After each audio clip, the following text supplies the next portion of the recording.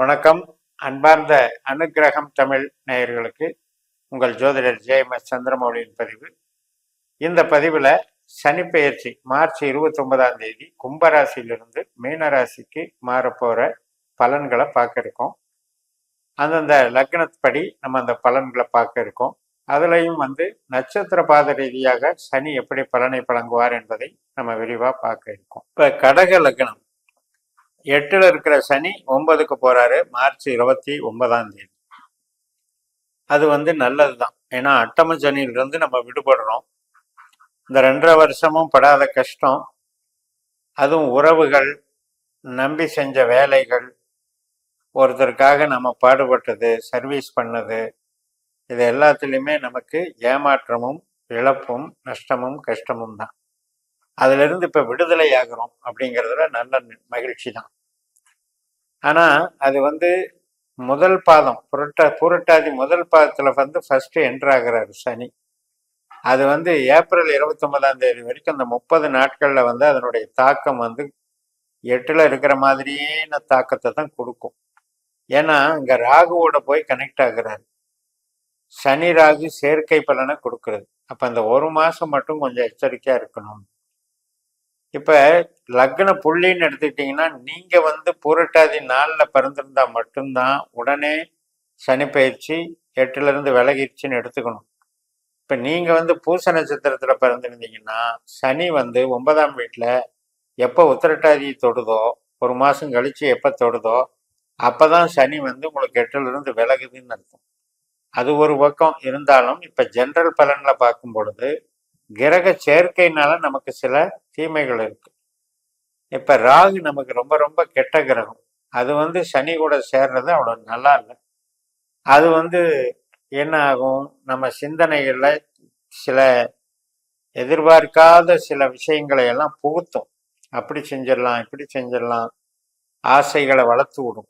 ஏதாவது ஒரு இப்போ பழக்க வழக்கத்திலே கூட நம்மளுடைய சூழ்நிலைகள் மாறிடும். யாரை நம்பி பழகிறதுன்னு தெரியாம நம்பக்கூடாதவங்களையெல்லாம் நம்பி பழக சொல்லிடும். அந்த 1 மாத காலம் ஏதோ ஒரு இன்பத்தை கொடுக்குற மாதிரி கூட்டிட்டு போகும். 10ஆவதுக்கு சுக்கிரன் அங்கே வந்துடுறாரு. அதாவது மார்ச் 31லேயே சுக்கிரனும் அங்கே ஜாயின் ஆயிடுறாரு இவங்களோட. ஏப்ரல் மாதம் 25ஆம் தேதி வரைக்கும் 25 நாள் சுக்கிரனும் சேர்றாரு. அப்போ இந்த 3 பேரும் அங்கே சேர்ந்து ஒரு கவர்ச்சியை, ஒரு ஆடம்பரத்தை, ஒரு நம்பிக்கை சார்ந்த விஷயத்தை டெவலப் பண்ணும் பொழுது இப்போ நமக்கு செவ்வாய் நமக்கு 12ல் இருக்கிறார். அந்த செவ்வாயும் குரு நட்சத்திரத்தில் இருக்கிறதுனால இந்த 9ஆம் இடத்துக்கும் 12ஆம் இடத்துக்கும் ஒரு அசுப விளைவு ஏற்படுது. இந்த அசுப விளைவுங்கிறது என்ன அப்படின்னா, நாம் நல்லது, தெய்வாம்சம், நல்ல உறவு, நல்ல நம்பிக்கை, நல்ல அறிவு, ஆற்றல் அப்படின்னு நினைக்கிறது எல்லாமே அதில் ஜெயிக்க விடாமல் தடுக்கிறத செவ்வாய் செய்வார். அதனால தான் நம்ம 8-12ல் முதல்ல பலன் சொல்லும் போதெல்லாம் சனி செவ்வாய் எவ்வளவோ கஷ்டத்தை கொடுக்குறாருங்கிறத சொன்னோம்.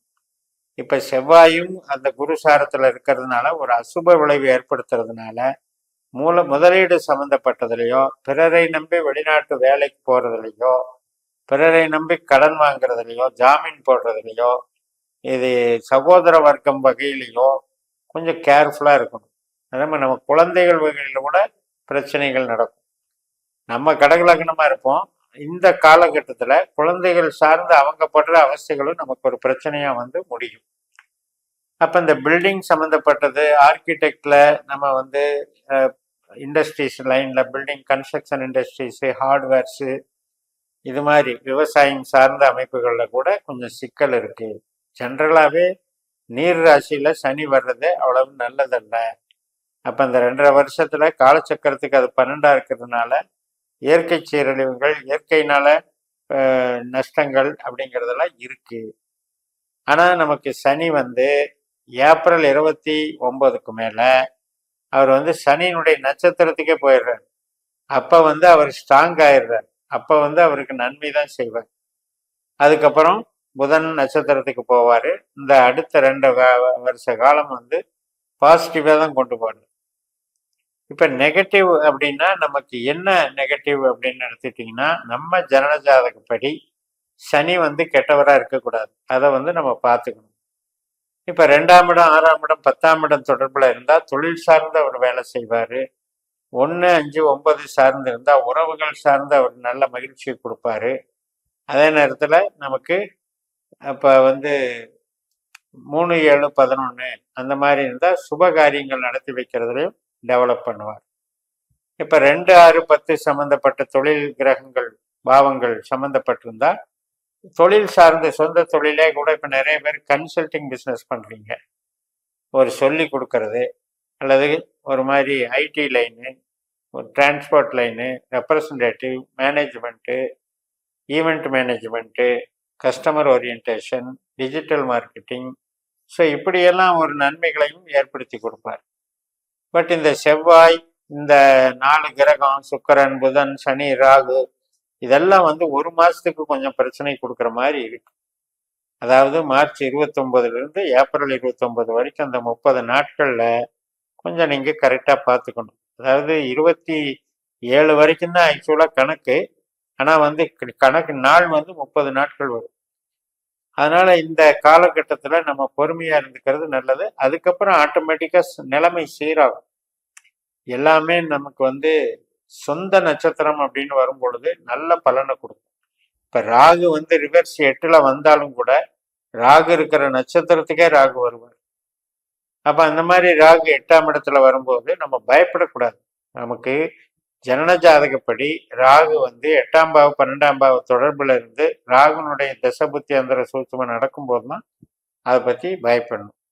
ஜென்ரலா எதுக்கு எடுத்தாலும் நம்ம அட்டமச்சனி, பாக்கியச்சனி, ராசி ரீதியா பார்த்துக்கிட்டு 7ரை சனி, அர்த்தாஷ்டம சனி, கண்டகச்சனி இப்படியெல்லாம் எடுத்துக்கூடாது. லக்னத்துக்கு தான் சனியை பார்க்கணும். லக்னத்துக்கு 4லையோ 8லையோ 12லையோ சனி வர்ற காலகட்டம், அதுவும் நம்ம புள்ளி லக்ன புள்ளி பிரகாரம் எங்க 8ஆம் பாவம் எங்க 12ஆம் பாவம் தொடர்புல வருதோ அந்த சமயத்துல மட்டும்தான் பாதிப்பை கொடுப்பாரு. அதுக்கு ஒரு 3 மாசம் 4 மாசமா தான் டைம் எடுத்துக்குவார். 2.5 வருஷமும் போட்டு நம்ம ப்ராப்ளம் பண்ண மாட்டாரு. இதெல்லாம் நம்ம நட்சத்திர சூத்திர முறையில நம்ம ஜாதகத்தை கணிச்சு வச்சுக்கிட்டோம்னா நம்ம நம்ம எந்த கிரகம் நமக்கு நன்மை செய்யுது. இப்ப உதாரணத்துக்கு சனியே நம்மளுக்கு நன்மை செய்யற கிரகம் தான். நம்ம ஜனன ஜாதகப்படி சனி நல்ல பொசிஷன்ல இருந்தாருன்னா நம்ம ஒரு பெரிய ஆளுமை திறன் கொண்ட மனிதர்களாக இருப்போம். அதாவது வேலை வாங்குற இடத்துல இருப்போம். ஒரு பதவி புகழ் பாக்கியஸ்தானத்தை அனுபவிக்கிறதா இருப்போம். அதனால நமக்கு ஒரு கவலை இல்லாமல் நல்ல ஒரு வாழ்நாளை நல்லபடி இந்த சனி திசை நம்மளை கூட்டிட்டு போகும். நல்ல டெவலப்மெண்ட்ஸை கொடுக்கும், சந்தோஷத்தை கொடுக்கும், குடும்பத்து மகிழ்ச்சியை கொடுக்கும், குழந்தைகளோட குதூகலத்தை கொடுக்கும். இப்படியெல்லாம் இருக்கிற சனிக்காக நம்ம பயப்படக்கூடாது. இப்ப நம்ம ஜாதகப்படி ராகும் குருவுமே கூட நட்சத்திர ரீதியாக பகை பெறுகிறார்கள். ஏன்னா நம்ம லக்னத்துக்கு 12ல தான் குருவுடைய புனர்பூச நட்சத்திரம் இருக்கு, ராகுனுடைய திருவாதிரை இருக்கு, 8லையும் சதயமா இருக்குது, பூரட்டாதியா இருக்கு. இந்த கிரகங்கள் ஒருவேளை நம்ம ஜனனஜாதத்திலும் 8ஆம் பாவ 12ஆம் பாவ தொடர்புல இருந்து இந்த திசாபுத்தி நடத்தினாதான் நம்ம அதை பத்தி பயப்படணும். அதனால சுப கிரகம் பாவ கிரகம் எல்லாம் பிரிச்சு பார்க்காம பாவ ரீதியாகத்தான் அனைத்து கிரகங்களும், நட்சத்திர ரீதியாகத்தான் அனைத்து நிகழ்வுகளையும் நடத்துகிறது என்று சொல்லி நிறைவு செய்கிறேன். இந்த சேனலை சப்ஸ்கிரைப் பண்ணி ஷேர் பண்ணுங்க. உங்க தனிப்பட்ட ஜாதக பலாபலன்களை என்னுடைய வாட்ஸ்அப் நம்பர்ல திருப்பு கொண்டு பலன் பெறுங்கள். உங்களிடமிருந்து விடைபெறுகிறேன். உங்கள் JMS. நன்றி, வணக்கம்.